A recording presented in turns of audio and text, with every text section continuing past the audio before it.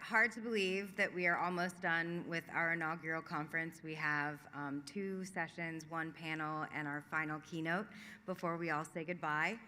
I'm pleased to announce up to the stage our final panel. It's moderated by Petra Mitchell. Petra, where are you?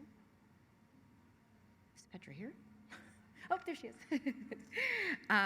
Petra is the president and CEO of the AIM Hire Consortium, who's also the sponsor for this panel, managed by Catalyst Connection. On the panel will be Sandra DeVincent Wolfe, Executive Director of Carnegie Mellon University Manufacturing Futures Institute, Mark Sewell, Senior Consultant at Catalyst Connection, John Barnes, Managing Director of Metal Powder Works, and David Sweet, President and CEO of MECCO Marketing and Traceability. Please welcome them to the stage.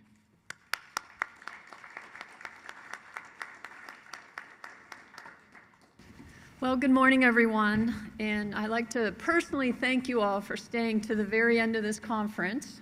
I'm very excited about my panel today, and I'm very happy that all of you are going to get a chance to hear from them and get to meet them possibly.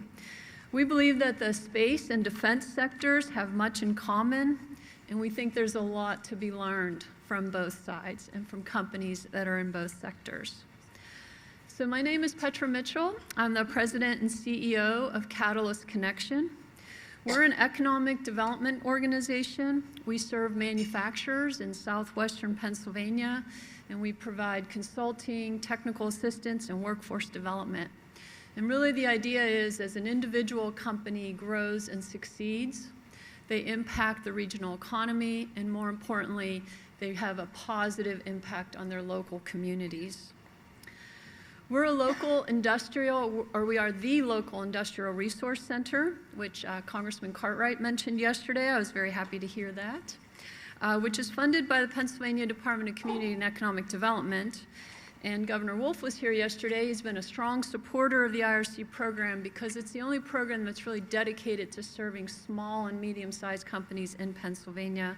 Some of our colleagues from DCED are here as well.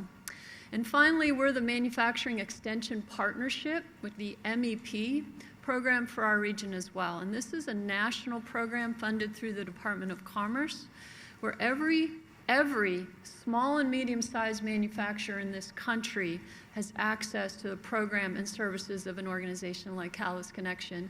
And what that means to you is you are 1 or 2 phone calls away from literally every manufacturer in this country.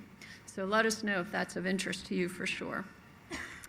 So as was mentioned, we're also the lead entity on what's called the AIM Hire Consortium, and we're a proud sponsor of this event.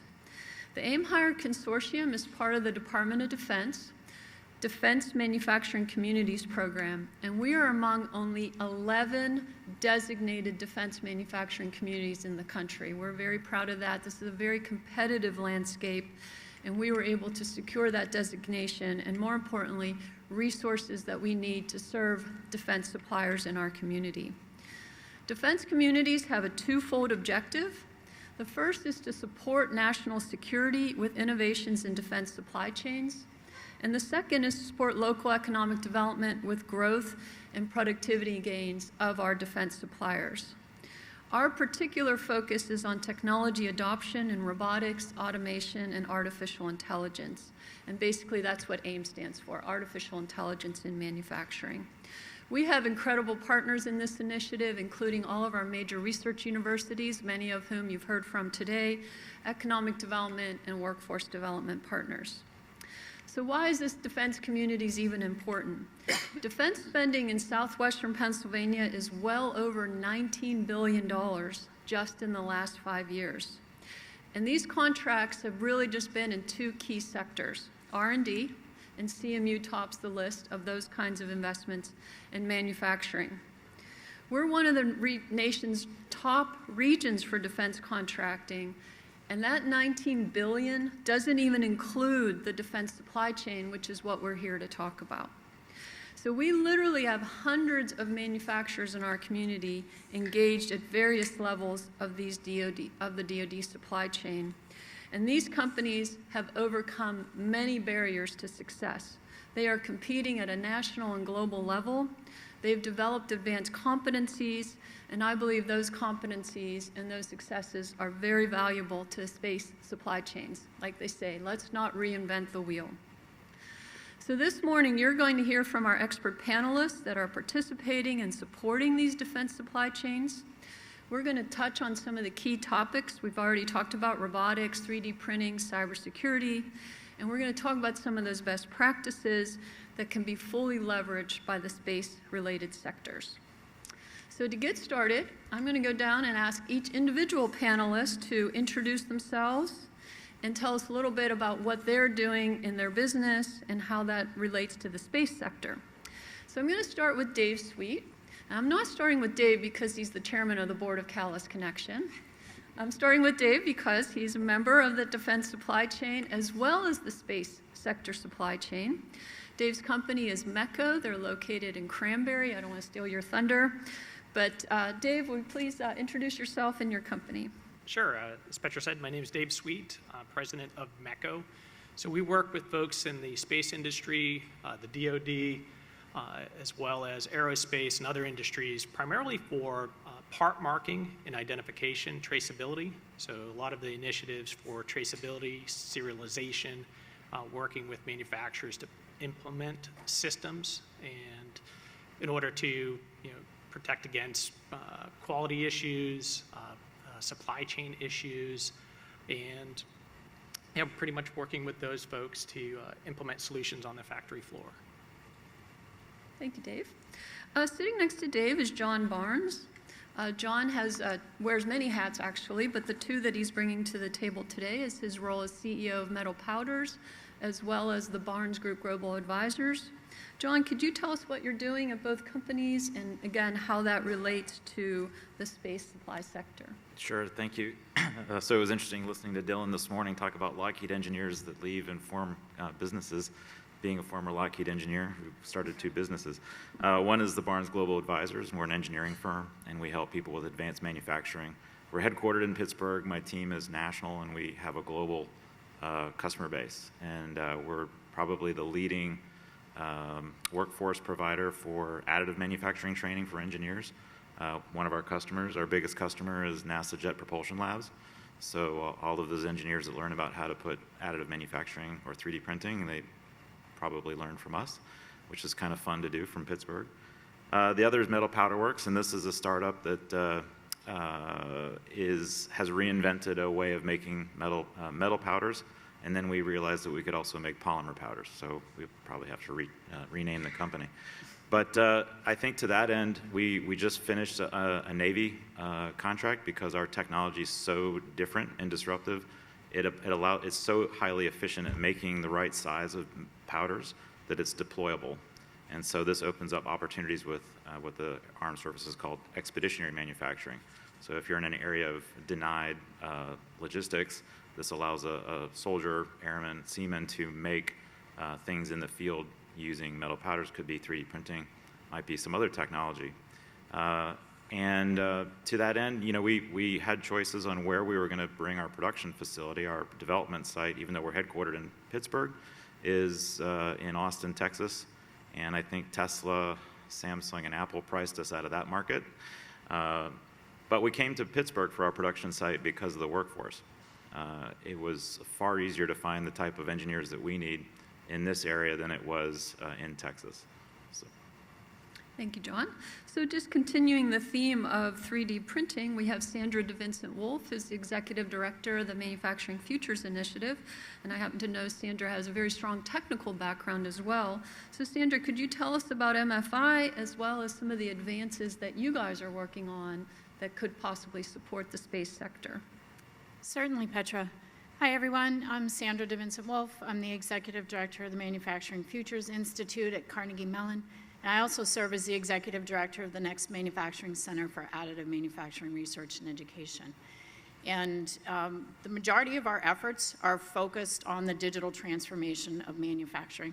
So we work to bring together faculty and expertise across campus in areas that have not historically worked together, pulling faculty from everywhere from the School of Computer Science to the School of Architecture, in with our faculty and researchers from the School of Engineering who do sort of the more physical side of manufacturing, in order to bring advanced data analytics, artificial intelligence in the form of machine learning or other algorithmic techniques to manufacturing, to help transform it, to help commercialize it, to help push the boundaries on that more quickly.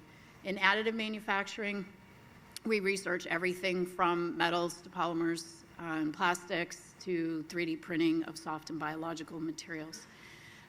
Underneath the umbrella of the Manufacturing Futures Institute, we focus on a number of different technologies. Additive manufacturing is one of our strong ones, but so is robotics.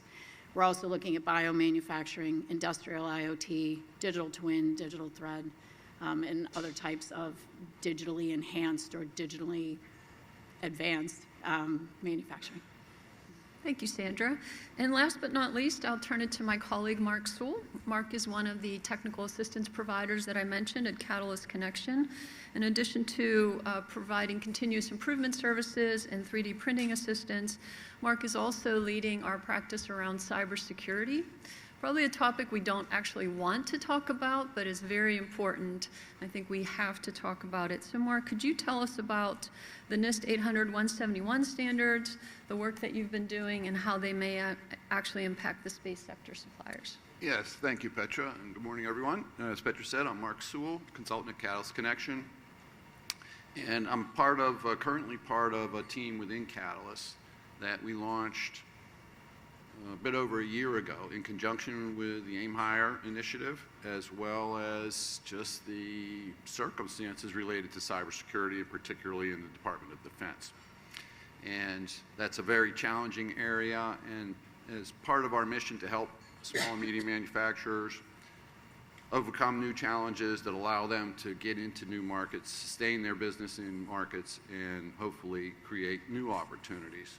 It's consistent with our practice to help those manufacturers in those situations.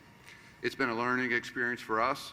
We are, I'd like to say that I think most of the clients we work with, I think, are probably in the don't know what they don't know category. And after a year in training and work, I would say I hope I'm in the category where I know what I don't know. And that's a big challenge. And it's been rewarding in the sense that in some cases we've got folks who have are directly involved. Astrobotic, for example, is one of the companies that we've worked with. And so we are not cybersecurity experts. We rely on part of our third-party network. We are trying to become experts on the cultural and, let's say, non-technical portions of cybersecurity requirements so that we can support that side of things for our clients, and then where appropriate, bring in those technical experts. Yeah, Mark, so maybe just if you could dive a little deeper for us. One of the things that the defense industry is thinking about is the cybersecurity maturity model, CMMC. Can you tell us a little bit more about that in particular? It's related, but is different. And perhaps, again, a little deeper on some of the challenges that companies are facing, specifically with compliance to CMMC, and how they might be able to overcome those challenges. Certainly, Petra. Well, so the CMMC Cybersecurity Maturity Model Certification was actually a significant contributor to that effort was Carnegie Mellon. And so the maturity model is not unique to cybersecurity. It's evolved in other areas as well. And CMU had a significant role there. That was, my impression, that was the Department of Defense's attempt to take a subject where the existing regulations and the way they were structured was probably not particularly effective. The majority of folks who were in the DoD supply chain, what they had done was, in some cases, they had made a serious effort to meet all of those requirements that are originated in a NIST document, NIST 800-171, and a similar document, 853, and those were incorporated into the CMMC model. additional elements that were built into that model were a process for certified third-party assessments of basically every manufacturer in the DoD supply chain. And I think maybe from the bureaucratic standpoint, that didn't seem like too big of a challenge, but during the rollout, the fact that there are approximately 300,000, perhaps more, manufacturers that are part of the DoD supply chain, the challenge of creating a process where certified third-party assessments would be practical for all of those became a little bit too much. And so there was a lot of feedback from the manufacturers, and somewhat surprisingly, the DoD said, let's put a pause on CMMC. And so CMMC has now been revised somewhat. They're calling it now CMMC 2.0. Some of the requirements are slightly changed. One of those is that they simplified things a bit by limiting the cybersecurity controls to those that are in NIST 800-171. And that's, if you're familiar with that, you know that.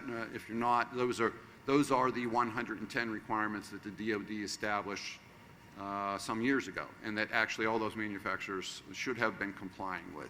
And the CMMC was, I think, an effort to force that compliance to being, let's say, legitimate as opposed to well-intended, but perhaps not so.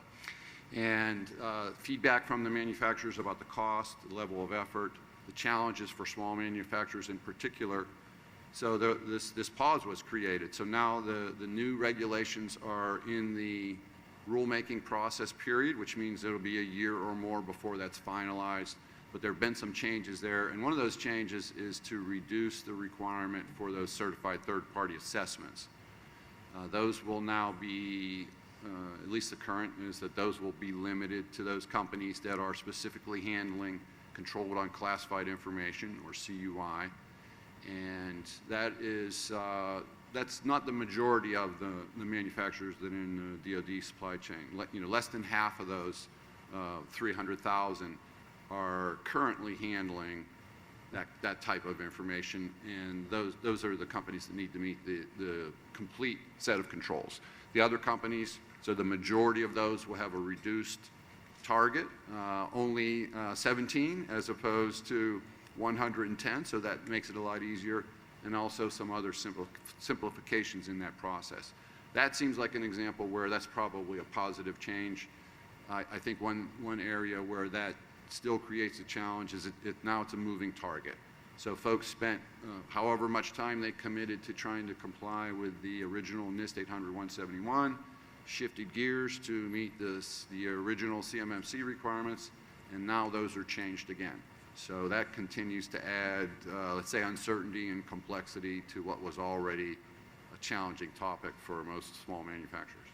Yeah, thank you, Mark. I mean, that's certainly true. This is something, again, that's not fun to talk about, but certainly critically important. And while the DoD has relaxed some of their requirements, this process is not going away. And so we continue to help manufacturers understand and implement solutions to the cybersecurity framework. So thank you for that.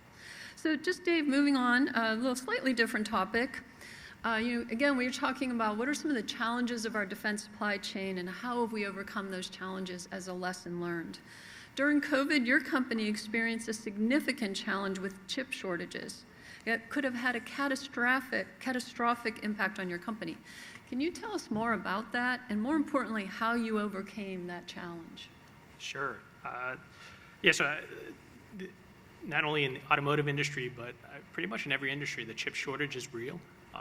It's a struggle, and it is one where right when you think you're on the other side of it, more chips become unavailable to the point where, when I saw 52 weeks, I was like, obviously sweat, couldn't sleep, and then now 52 weeks, I'd take 52 weeks if that was available for some of the chips that we're looking at. But for several of our technologies, so we produce laser marking systems.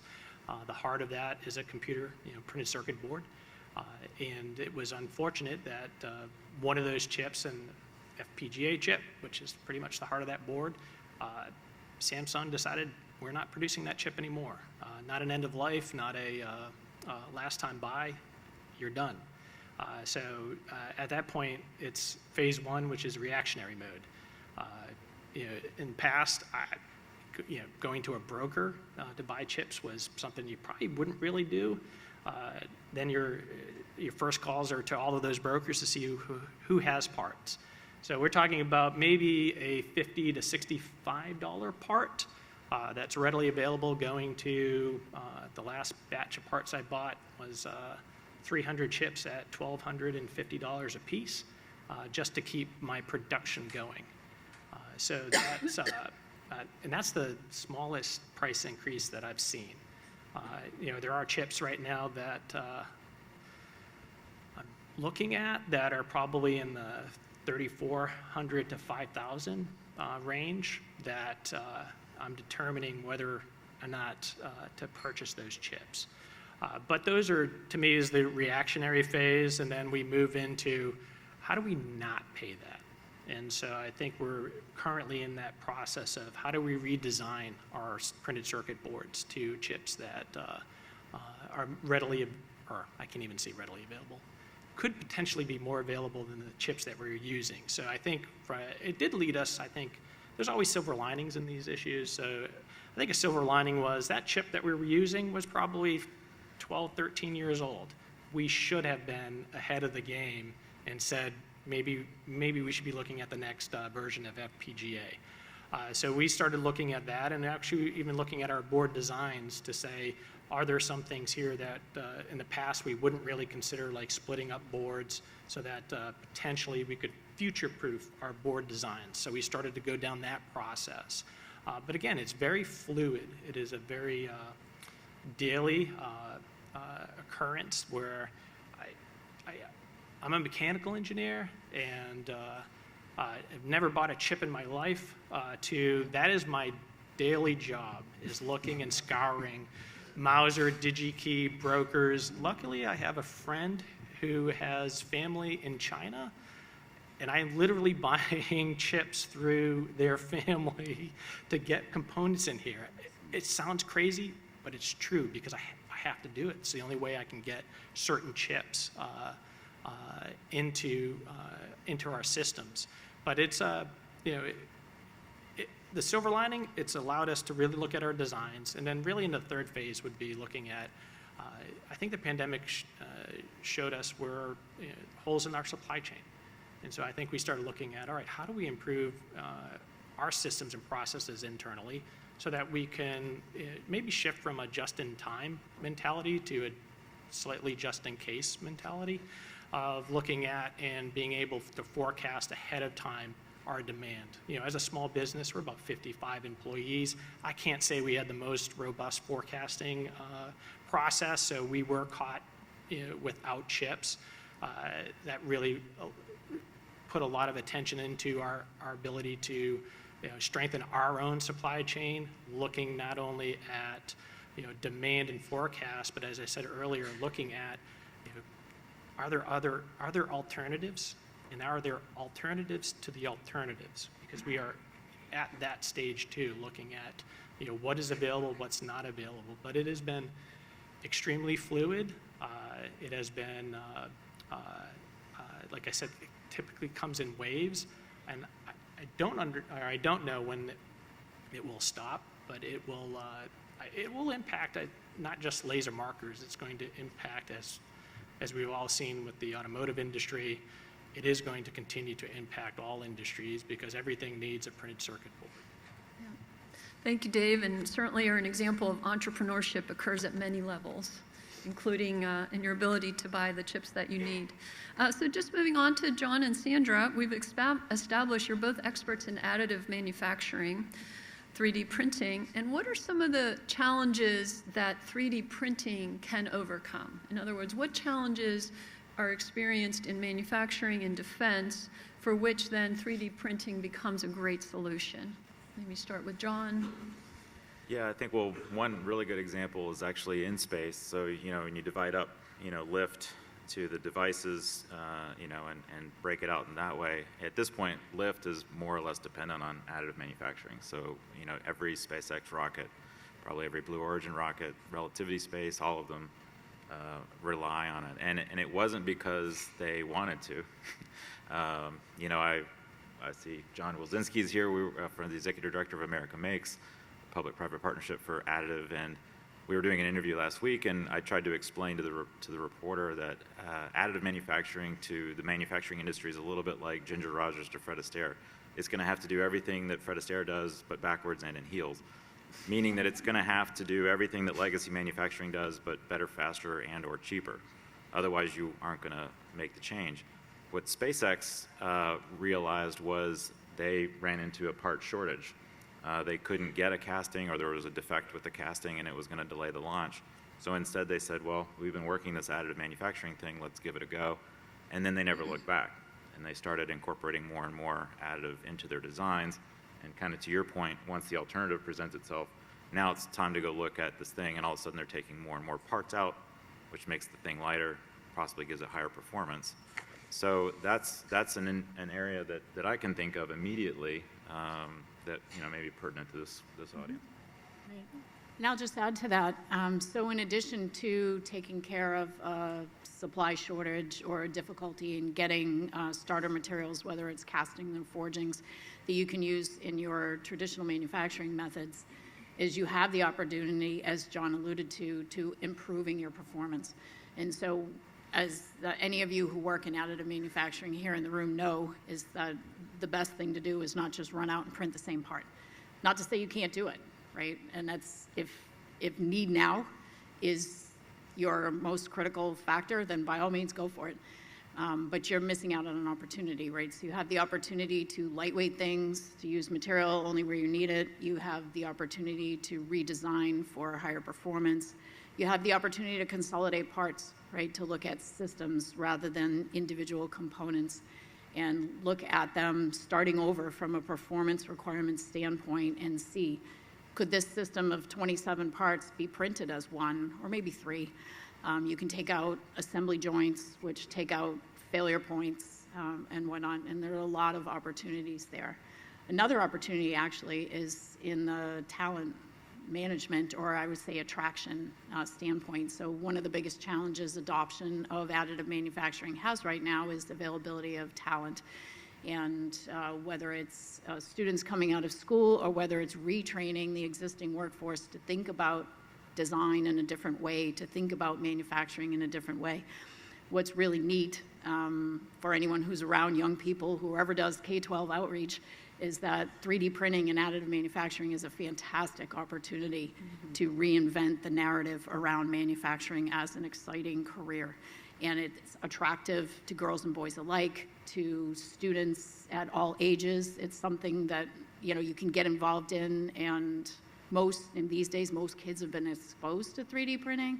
Families can see it, schools are having it, and the opportunity to expand their awareness of that beyond the little plastic gadgets they make in class, to tell them, because most people don't know you can 3D print metals.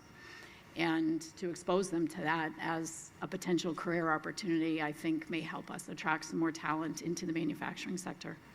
Yeah, that's an excellent point, Sandra. Thank you for that. I'm going to switch gears, but I'm going to stick with you.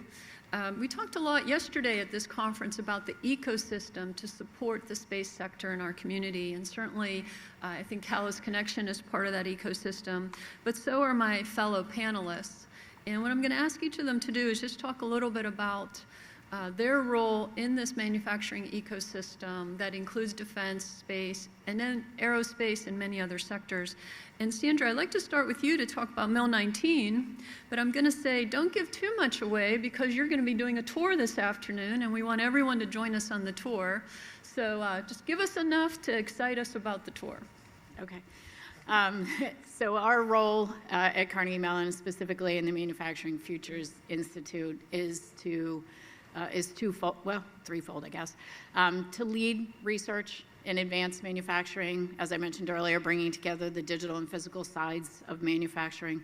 It is to educate talent, right, whether it's to attract our own students into the various fields that feed manufacturing, and jumping on what Justine had said earlier and a number of the other panelists had said earlier, it isn't just engineers, right? It's engineers, it's scientists, it's computer scientists, it's chemists, physicists, designers that can get involved in advanced manufacturing these days.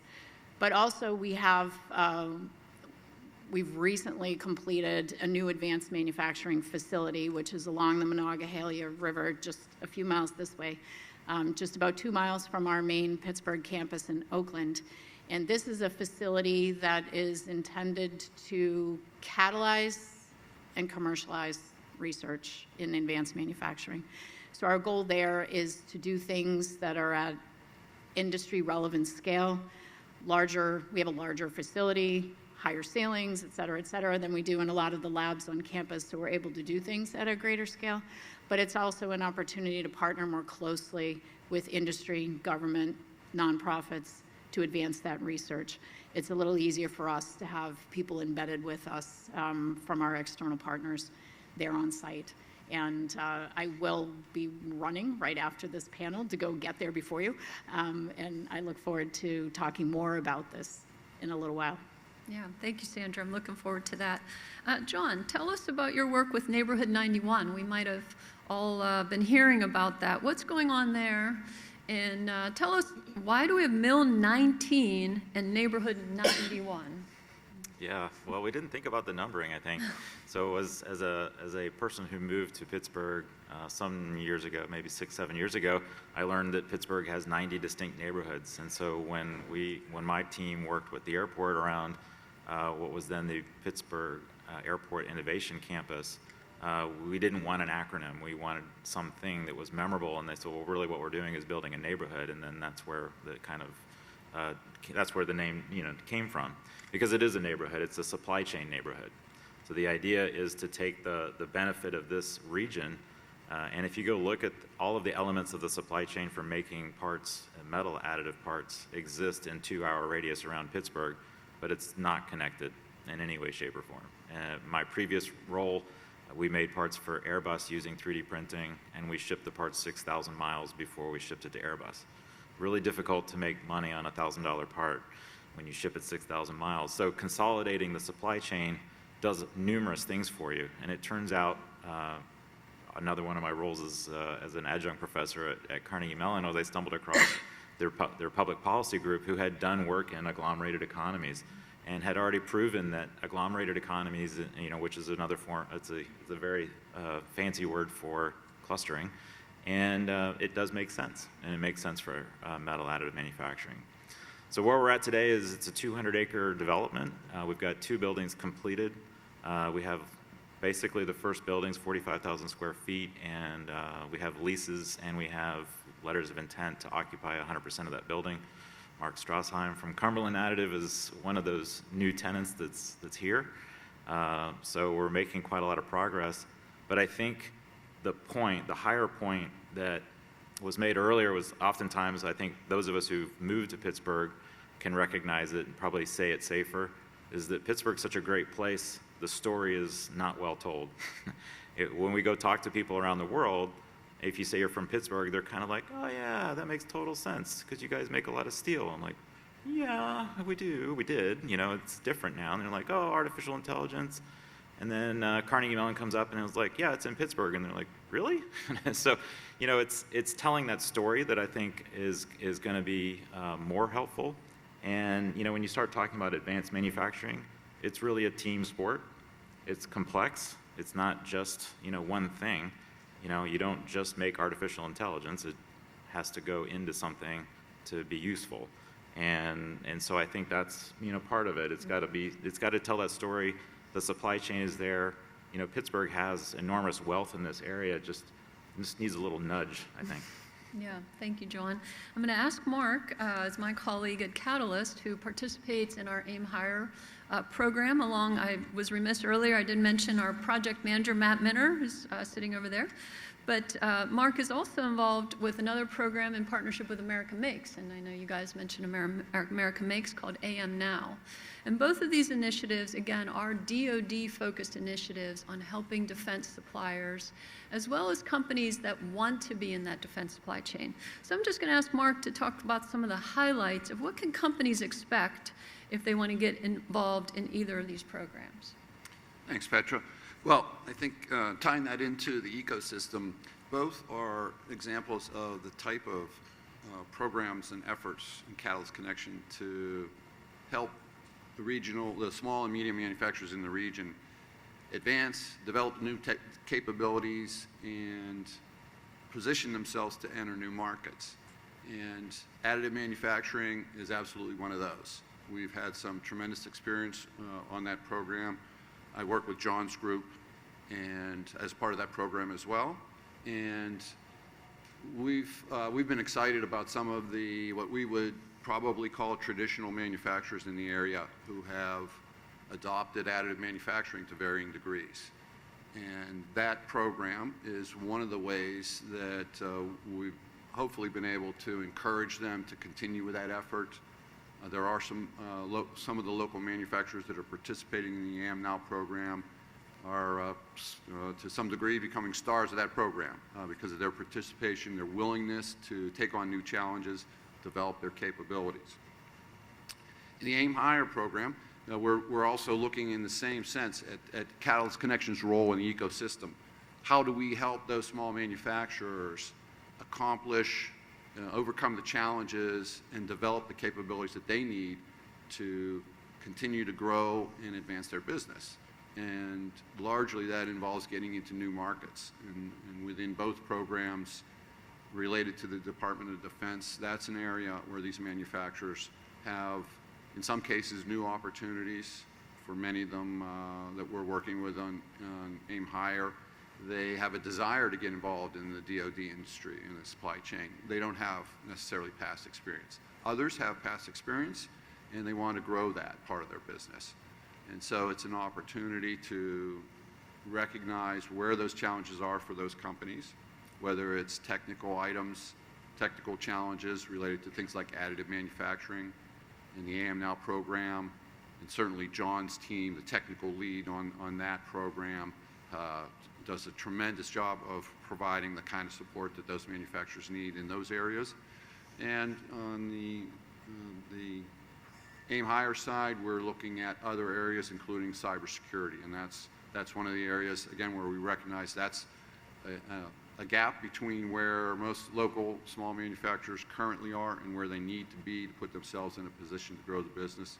And so both of those, in my opinion, are very consistent with a Catalyst role in the ecosystem of identifying whatever it is those small manufacturers need and helping them accomplish to overcome those challenges so that they can continue to grow their business. Yeah, that's great. Thank you, Mark. And last but not least, Dave, you're a little on maybe the other end here where your company supports all of us and your role on our board and things like that, but you also you leverage the resources that are available out there. Can you tell us about some of those and how they have benefited your company? Sure.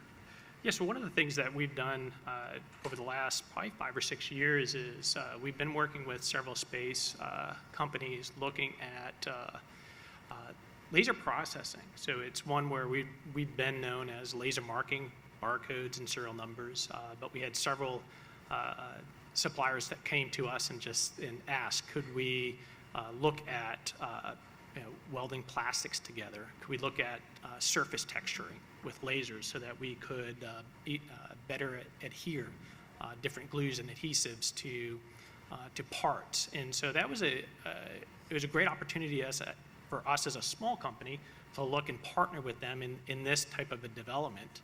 And then we started to reach out and really to understand more of the material interactions. And we started working with a team from RMU. So one of my fellow laser nerds teaches at RMU, and I posed to Ben that he get a team of folks that could help us really understand the material science behind this.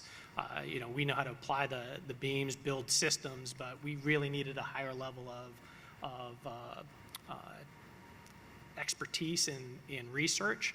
And so for the last 6 years, we've partnered with RMU in developing really a Bible on plastic laser welding and surface texturing. So we've been doing a lot of work with them, and it's been a great, as one of the panelists I think earlier said, of small businesses partnering with universities to develop technology for commercial application. We are doing that, and it's been a great relationship for not only for MECCO, for RMU, but for their students. So we have, again, we have 55 employees. I believe 8 to 9 of them are RMU students that had started in our lab doing the processing, and we then hired them in different roles, whether it was applications, some moved on to sales, others moved into design. So it's been a great, great relationship, but it all started with a partnership with these space companies looking for alternative ways, and in this case was friction welding, to apply advanced technologies, and it's just been a great, great resource for a win-win-win for everyone involved. Oh, that's great. Thanks. Thank you, Dave. And I know several panelists touched on workforce topics, and that could be another panel, so I'll put my suggestion in for next time, talk about workforce. But just to wrap it up, I know we're getting near the end here. We'll have some time for Q&A, but just like to go down the line again, just ask our panelists, what's the future look like? What excites you about the future in the work that you're doing for defense supply chains, and how can that cross over into our space collaborative and space sector supply chains? So maybe we'll just start with John, since we left off with Dave. So I think the attention to the supply chain is a big deal. It's the warning signs were there, and it seems like one catastrophe after another has occurred. So it's an area that I think the region is pretty robust in already, and so hopefully some investment will assist. Certainly from the metal powder work side, we definitely want additive manufacturing to take off in a real way. I guess no pun intended with this crowd, but with that, I think it's a good example of where disruption can occur. So metal powders have been made through atomization since 1930, but atomizing metals has been around, for centuries. It's how people made shot. So very little is new in that game, and it's very poor in terms of yield and very inefficient in terms of producing a lot of CO2. Our process produces no CO2. It's very efficient, and then we offer people the ability to kind of deploy it with the printer. So it's a kind of a step change and a wholly different way of thinking about it. That's the good news. The bad news is it's a wholly different way of thinking about it. So we're hopefully we're looking for people who are willing to go on that ride with us. Excellent. Sandra, what excites you about the future? I would say a couple things. One is how quickly things in advanced manufacturing are getting deployed today.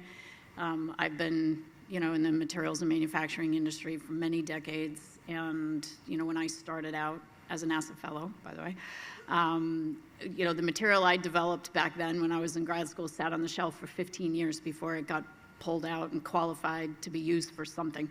But I've been part of the advanced manufacturing educational community, basically, and especially embedded in additive manufacturing for the last 5 or 6 years.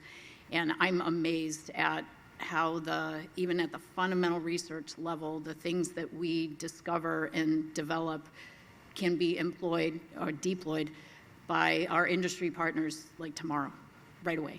This is not 10 years, 5 years lead time. So I think the ability to improve things and advance things very quickly is really exciting. And I would say the second piece is something John touched on earlier, and that is expeditionary manufacturing.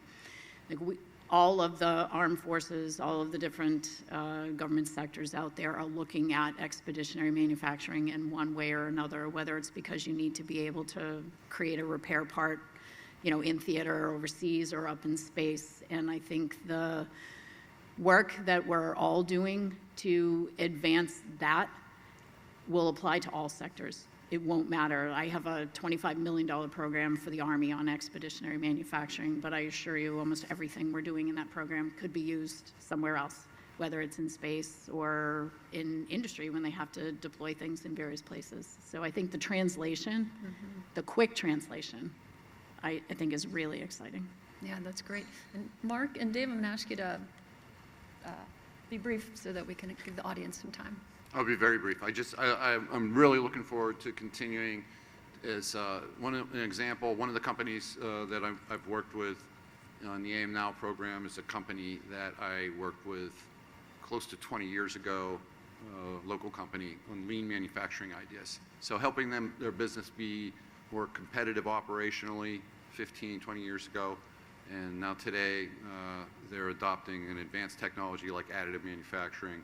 And to me, that's a great sign that John touched on the supply chain. Companies that are adapting and changing and doing the things that they need to do to take on new challenges, those are the resilient companies that are going to be a reliable part of their customer supply chain. That's a great segue to Dave, because he's, I believe, one of those companies you're talking about. Yeah, to me, it's just the advanced manufacturing, using new technologies to solve today's challenges. I think that's super interesting. Obviously, I have a more interested in the laser processing side, but just in general, it's amazing what technology is out there and how we can continue to apply it. Great, thank you. So I guess it is now time for some audience questions. Is there any questions anyone would like to pose to the panelists? No?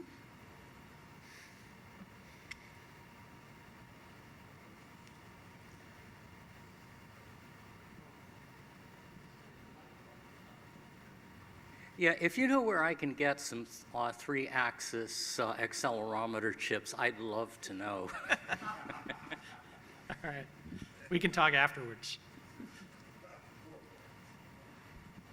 Okay, I was just wondering, like, with you talking about everything with like checks and how you can't really, you're trying to solve how you can't really have like a quality control with the manufacturing and everything, how do you plan on having consumers be able to like earn your trust of like, this is something I can use, especially for the Lambda vision, which is something that is an implant in your eye. Like, how do you plan to get consumers' trust to use these products that are developed in space?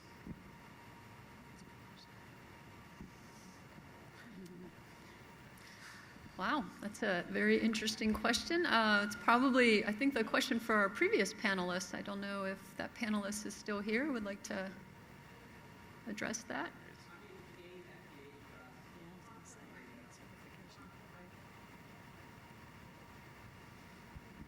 I was just going to say that, but as far as implants or something, if you get the FDA approval, I mean, that would be harder to do than get the people's trust, I think.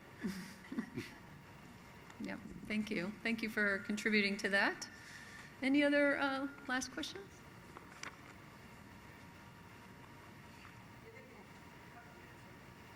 Oh, yeah, I was just going to add, I mean, I think in terms of getting everybody's trust for what's being done in space, I mean, it's a lot of research, right? I mean, it's a lot of data collection. The more times you do it, the more data you collect, the more validation you get. And there's a whole vetting process through that piece. But like Aaron said, I think, once you do it with the FDA in mind, and you guys all have regulatory and rules that you must follow as well. So keep that in mind as you're developing your technology. Lots and lots of data. So I just want to quickly offer 2 resources. One is your state's space grants.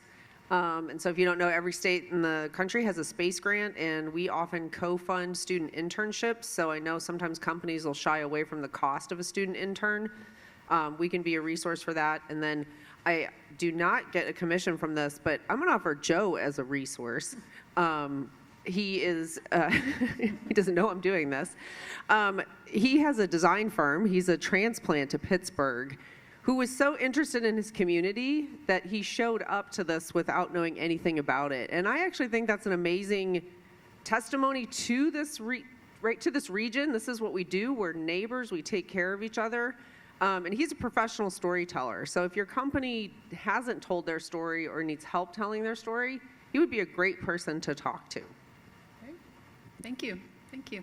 Okay, well, Justine, Priscilla, thank you so much. This is an excellent conference. I get the last word. Congratulations to you guys on that. Looking forward to more for sure. So thank you again.